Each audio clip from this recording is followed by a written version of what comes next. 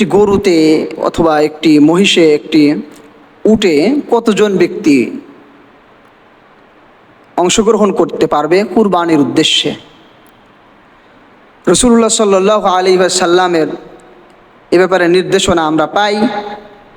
সাহাবে কেরাম থেকে আমরা রাসূলুল্লাহ সাল্লাল্লাহু আলাইহি সাল্লামের আমল বুঝতে পারি। যেমন তিরমিজি শরীফের 1502 নম্বর হাদিসের মধ্যে এসেছে, জাবের রাদিয়াল্লাহু আনহু বর্ণনা করেন, তিনি বলেন, নাহারনা মা রাসূলিল্লাহি সাল্লাল্লাহু আলাইহি ওয়াসাল্লাম বিল হুদাইবিয়া আল বাদানাতা আলা আন সাবআতিন ওয়াল বাকারাতা আন সাবআতিন। জাবের রাদিয়াল্লাহু আনহু বলেন যে আমরা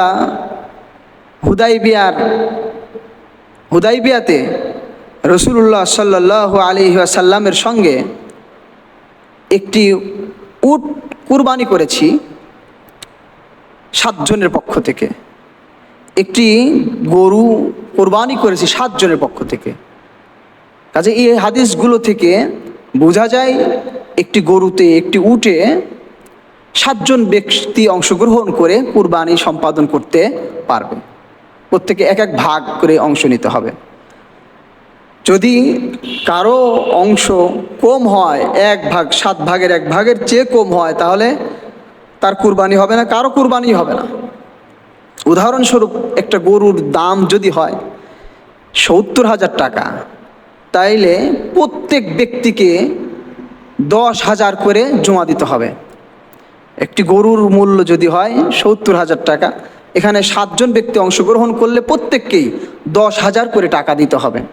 কেউ যদি 5,000 7,000 দিয়ে অংশগ্রহণ করে আর বাকিরা ম্যানেজ করে নেয়, বাকিরা বেশি করে দেয়, তাহলে এই ব্যক্তি যে 10,000-এ কম দিল, তার কুরবানির অংশ নেওয়া হলো না, তার কুরবানিও হবে না, অন্য কারো কুরবানিই হবে না।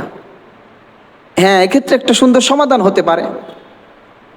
অন্যান্য অংশীদাররা তাকে হয়তো হাদিয়া দিতে পারে, তার টাকা কম থাকলে তাকে হাদিয়া দিয়ে তাকে 10,000 পূরণ করে দিতে পারে, এরপরে সে 10,000 জমা দিবে।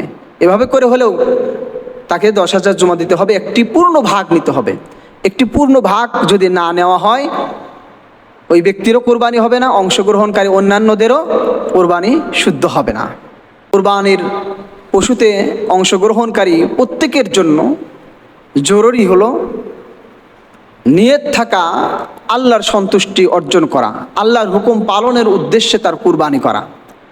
যদি কারো উদ্দেশ্য থাকে গোশত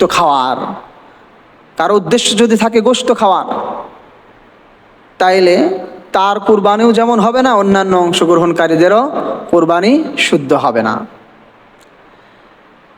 এবং যাদের মাল হারাম হওয়ার সম্ভাবনা রয়েছে বা নিশ্চয়তা রয়েছে, যাদের মাল হারাম হওয়ার নিশ্চয়তা রয়েছে, তাদের সঙ্গে কুরবানিতে অংশগ্রহণ না করা।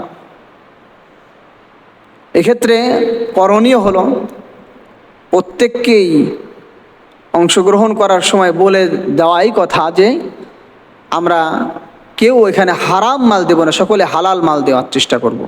এরপরেও যার যার মতো শেষে বলল যে হ্যাঁ আমরা সবাই কি করলাম, হারাম মাল থেকেই দিলাম। এখন বাস্তবিক সে যদি হালাল মাল থেকে না দিয়ে হারাম মাল থেকে দিয়েও থাকে, তাতে সমস্যা হবে না, সেটা আল্লাহ রব্বুল আলামিন তার ব্যবস্থা নেবেন। বাদবাকি আমাদের বাহ্যিকতার উপরে আমল করতে হবে।